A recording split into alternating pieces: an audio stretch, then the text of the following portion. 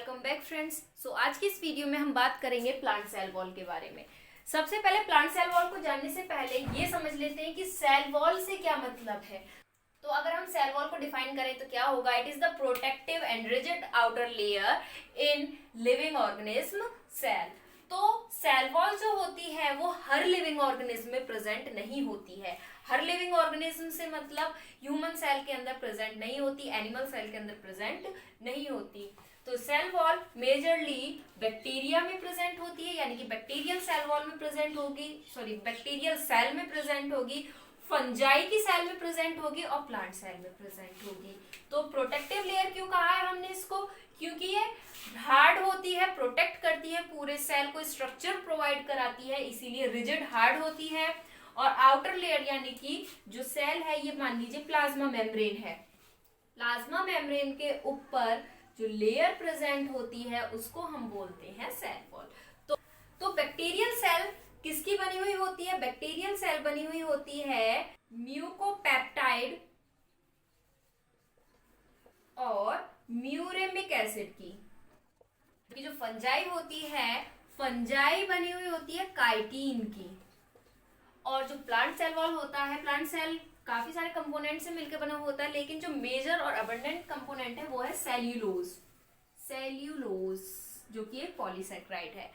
Different living organism की जो cell wall होती है वो अलग अलग तरीके से प्रेजेंट होती है, यानी कि अलग अलग कंपोनेंट से मिलकर बनी हुई होती है, जिसके मेजर कंपोनेंट ये तीनों है, प्लांट के, फंजाई के और बैक्टीरिया के। लेकिन आज की इस वीडियो में हम सिर्फ फोकस करेंगे प्लांट सेल वॉल के बारे में।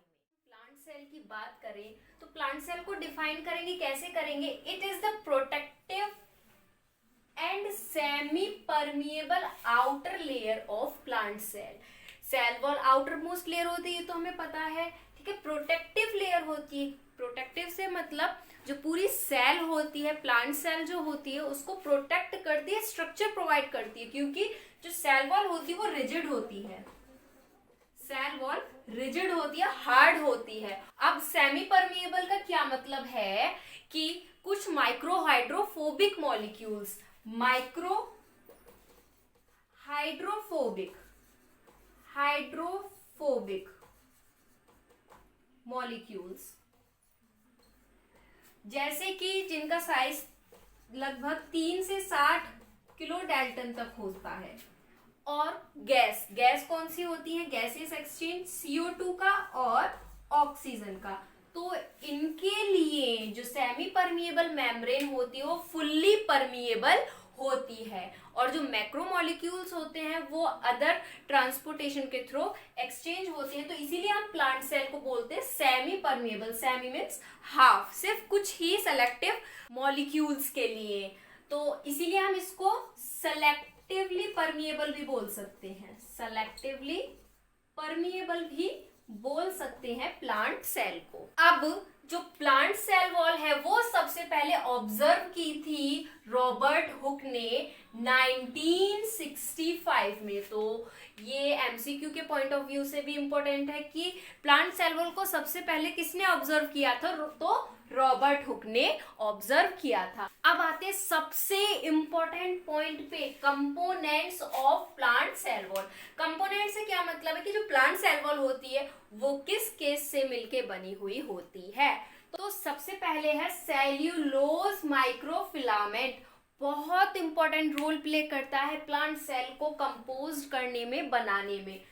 और ये जो सेल्यूलोज माइक्रोफिलामेंट है मोस्ट अबंडेंट पॉलीसेक्राइड है अर्थ पे। बाद में डिटेल में अभी डिस्कस करेंगे। दूसरी चीज है मैट्रिक्स पॉलीसेक्राइड। मैट्रिक्स पॉलीसेक्राइड से मतलब जैसे कि हेमीसेल्यूलोज और पेक्टिन। तीसरा है मिडल लैमिला। मिडल लैमिला क्या होती है इसके बारे में भी अभी जानेंगे, अभी सिर्फ नाम को डिस्कस कर लेते हैं। Next one is lignin and then structural protein. तो कंपोनेंट्स को पढ़ने से पहले हम एक बार सेल वॉल की स्ट्रक्चर देख लेते हैं। तो जो सेल वॉल होगी अगर हम उसको माइक्रोस्कोप के अंडर में देखें तो कुछ इस तरह की दिखती है, यानी कि जो एक सेल होगी वो हेक्सागन शेप में दिखेगी। हेक्सागन यानी कि 6 साइड्स, 1 2 3 4 5 एंड 6, तो 6 साइड्स दिखेंगी। तो अगर हम इस स्ट्रक्चर को देखें, इसमें इसको हम मान लेते हैं cell 1 and this is cell 2। Boundary आपको दिख रही है, इसको हम बोलते हैं प्लाज्मा मेम्ब्रेन। ये क्या है? Plasma membrane. प्लाज्मा मेम्ब्रेन जो कि हर सेल में प्रेजेंट होती है, चाहे वो यूनिसेल्यूलर हो, मल्टीसेल्यूलर हो, या फिर प्रोकैरियोटिक हो, यूकैरियोटिक हो, एनिमल सेल हो, प्लांट सेल हो, जितनी भी लिविंग सेल होती हैं सभी में प्लाज्मा मेम्ब्रेन प्रेजेंट होती है। उसके बाद अगर हम देखें सेल वॉल की बात करें, तो जो सेल वॉल है वो ये एरिया है, यानी कि ये ब्लैक पार्ट जितना भी दिख रहा है ये सेल वॉल है। यहां से ये सेल वॉल है जो कि हर सेल की प्लाज्मा मेम्ब्रेन को अलग करता है। तो अगर हम इतने एरिया की बात करें तो ये है सेल वॉल। तो ये क्या है? सेल वॉल है। ये ग्रीन कलर की जो लाइन है ये है मिडिल लैमिला। Middle lamella. अब ये मिडिल लैमिला क्या है? अगर हम देखो इसको ध्यान से देखें, एक ये रही लेयर सेल वॉल की, एक ये रही, तो ये जो दो लेयर है सेल वॉल की, इसका मिडिल पार्ट होता है, हम बोल रहे हैं इसको मिडिल लैमिला। अब ये जो मिडिल लैमिला होता है दो सेल को डिफरेंशिएट करता है। तो अगर हम इसको जूम करके देखें कि इतना ये जो पार्ट है ये कैसे बना हुआ होता है, मान लीजिए ये है दो सेल की वॉल और बीच में है मिडिल लैमिला, ग्रीन कलर से मिडिल लैमिला।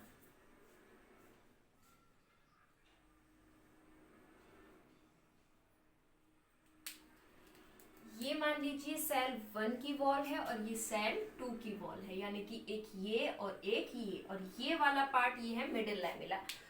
तो इसके बीच में ये और ये पार्ट, इसको थोड़ा सा ब्रॉड कर देते हैं।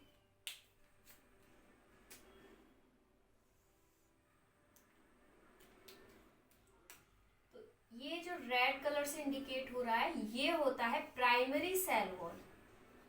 प्राइमरी सेल वॉल, ये भी primary cell wall.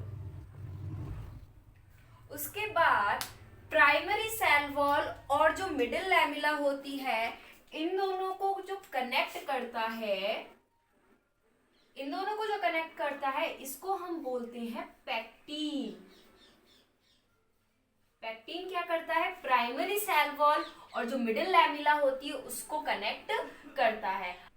Primary cell wall और जो मेन सेल वॉल होगी, यानी कि जैसे सेल 1 की जो सेल वॉल होगी, इन दोनों के बीच में प्रेजेंट होता है कुछ प्रोटीन्स प्रेजेंट होते हैं जिसको हम बोलते हैं सेकेंडरी सेल वॉल। तो अगर हम जूम आउट करके देखें सेल वॉल को, तो दो सेल वॉल के बीच में मिडिल लैमिला होती है जो कि प्राइमरी सेल वॉल और मिडिल लैमिला पैक्टीन से इंटरकनेक्ट होते हैं, और सेकेंडरी सेल वॉल भी प्रेजेंट होती है। अब ये primary cell wall, secondary cell wall किस किस से बनी हुई होती है, क्या क्या कंपोनेंट्स होते हैं, ये देखेंगे। तो सबसे पहले हम बात करते हैं पहले कंपोनेंट की, प्लांट सेल वॉल की जो स्ट्रक्चर बनाने में हेल्प करता है। तो क्या है? सेल्यूलोज माइक्रोफिलामेंट, जिसका फॉर्मूला है C6H10O5 का होल एन। तो सबसे पहले हम देखते हैं सेल्यूलोज माइक्रोफिलामेंट कैसे बना हुआ है। तो ये ग्लूकोज के रेजिड्यूज से बना हुआ है, यानी कि ग्लूकोज के मॉलिक्यूल्स इसमें इन्वॉल्व होते हैं। काफी इंपॉर्टेंट है कि किससे मिलके बना हुआ है? ग्लूकोज के रेजिडुअल से मिलके बना हुआ है। लीनियर पॉलीमर है, लीनियर यानी कि स्ट्रेट चेन होती है, ब्रांच्ड नहीं होती है, बिल्कुल स्ट्रेट चेन होती है सेल्यूलोज की। और जो ग्लूकोज के रेजिड्यू होते हैं ये कनेक्ट होते हैं β14 लिंकेज से। ये बहुत इंपॉर्टेंट है, कॉम्पिटिटिव एग्जाम में भी इसका क्वेश्चन आ चुका है कि जो सेल्यूलोज होता है उसमें किसकी बॉन्डिंग होती है, तो किसकी होती है? β14 लिंकेज की होती है। β14 लिंकेज से मतलब जैसे ये एक ग्लूकोज का रेजिड्यू है यानी कि मॉलिक्यूल है, एक ये है, तो ये दोनों किससे मिलके कनेक्ट हैं? ये है β14 लिंकेज। तो ये जो लिंक, ये जो बॉन्ड है इसको हम बोलते हैं β14 1,4 लिंकेज। तो इससे रिलेटेड क्वेश्चन भी आया जिसका आंसर सिर्फ ये ही है। क्या आया है कि IIT जैम में आया, MSc एंट्रेंस एग्जाम में पहला ही क्वेश्चन है, 2019 में आया है, the glycosidic linkage in cellulose are, क्या होगा? ऑप्शन है अल्फा 1,4 या ऑप्शन बी बीटा 1,4। तो ऑब्वियसली बीटा 1,4 लिंकेज। चलते हम दूसरे पॉइंट की, जो सेल्यूलोज होता है वो इनसॉल्युबल होता है वाटर में। क्यों होता है? Because of its high molecular mass. Third one is chemically stable होगा। नेक्स्ट वन इज, क्या इसका फंक्शन है? It provide a resistant to chemical and enzymatic attack. क्योंकि जो सेल्यूलोज होता है काफी स्टेबल होता है, जिसकी वजह से एंजाइम का और केमिकल का इस पे कोई फर्क नहीं पड़ता एट रूम टेम्परेचर पे।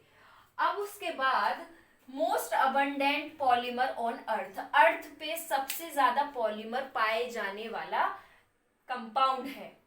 तो ये तो बात हो गई अब सेल्यूलोज माइक्रोफिलामेंट की। अगला हम देखेंगे मैट्रिक्स पॉलीसैकेराइड। दूसरा कंपोनेंट है सेल वॉल का मैट्रिक्स पॉलीसैकेराइड। इसमें दो मेन पॉलीसैकेराइड प्रेजेंट होते हैं, hemicellulose and second one is pectin. तो सबसे पहले हेमीसेल्यूलोज हेट्रोजीनस होता है, पेक्टिन भी हेट्रोजीनस होता है। उसके बाद जो हेमीसेल्यूलोज होता है हाईली ब्रांच्ड फॉर्म में प्रेजेंट होता है, यानी कि जो पॉलीसैकेराइड्स होते हैं वो ब्रांच्ड फॉर्म में अरेंज होते हैं। पेक्टिन जेल फॉर्मिंग कंपोनेंट है मैट्रिक्स का। अब उसके बाद जो पेक्टिन है वो कहाँ प्रेजेंट होता है? पहले डायग्राम में दिखाया था कि जो प्राइमरी सेल वॉल होती है और जो मिडिल लैमिला होती है उसको इंटरकनेक्ट करता है पेक्टिन। उसके बाद पेक्टिन में गैलेक्टोयूरोनिक एसिड प्रेजेंट होता है जो कि एक एसिडिक शुगर है। और पेक्टिन का मेन वर्क क्या होता है? ये पीएच को एडजस्ट करता है सेल वॉल की और आयोनिक बैलेंस में हेल्प कराता है। अब हम आते हैं अपने नेक्स्ट कंपोनेंट की तरफ, यानी कि लिग्निन। लिग्निन क्या है? फिनोलिक पॉलीमर है।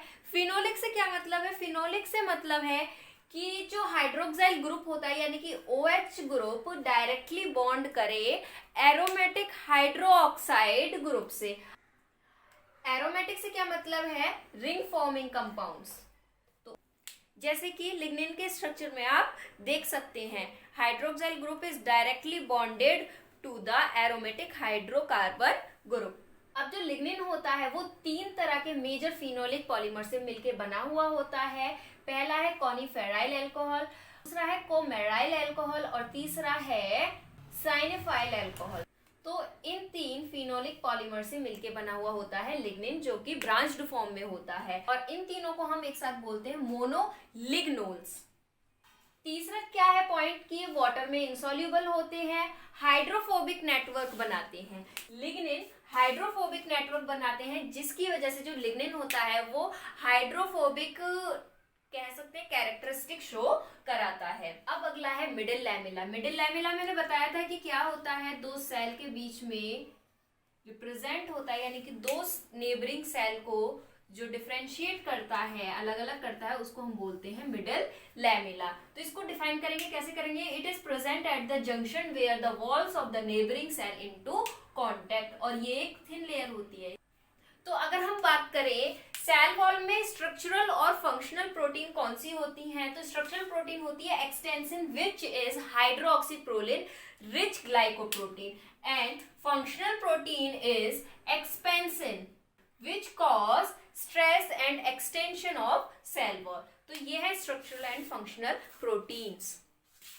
अगर अब हम बात करें प्राइमरी और सेकेंडरी सेल वॉल के बारे में कि ये दोनों किस किस से बनी हुई होती हैं, तो प्राइमरी सेल वॉल में 25% सेल्यूलोज होती है, 25% हेमीसेल्यूलोज होती है, 35% पेक्टिन होती है और 1 से 8% स्ट्रक्चरल प्रोटीन प्रेजेंट होती है। On the other hand secondary cell wall में क्या होता है, 45% सेल्यूलोज होता है, 20 से 30% हेमीसेल्यूलोज, 10 से 25% लिग्निन होता है। अब ये जो कंपोजिशन है प्राइमरी और सेकेंडरी सेल वॉल की, ये जाननी जरूरी है क्योंकि इससे रिलेटेड क्वेश्चन आया है। प्राइमरी सेल वॉल से रिलेटेड एक क्वेश्चन भी आया है JNU CEB में, एमएससी बायोटेक्नोलॉजी एंट्रेंस एग्जाम में क्या है क्वेश्चन कि cellulose, hemicellulose and pectin together make up to form, यानी कि सेल्यूलोज, हेमीसेल्यूलोज और पेक्टिन तीनों मिलके क्या बनाते हैं। तो ऑप्शन है primary cell wall, option B secondary cell wall, option C middle wall और option D tertiary cell wall. तो देखिए सेल्यूलोज, हेमीसेल्यूलोज और पेक्टिन, सेल्यूलोज, हेमीसेल्यूलोज और पेक्टिन तीनों मिलके क्या बना रहे हैं, प्राइमरी सेल वॉल बना रहे हैं। सेकेंडरी सेल वॉल क्यों नहीं बना रहे, क्योंकि इसमें सेल्यूलोज और हेमीसेल्यूलोज तो है लेकिन पेक्टिन प्रेजेंट नहीं होता किसमें, सेकेंडरी सेल वॉल पे। इसी टॉपिक से रिलेटेड एक और क्वेश्चन है, which of the following is not involve in secondary cell wall. तो ऑप्शन है pectin, option B lignin, option C hemicellulose या option D all of the above. तो इसका आंसर आप दे सकते हैं कमेंट बॉक्स में।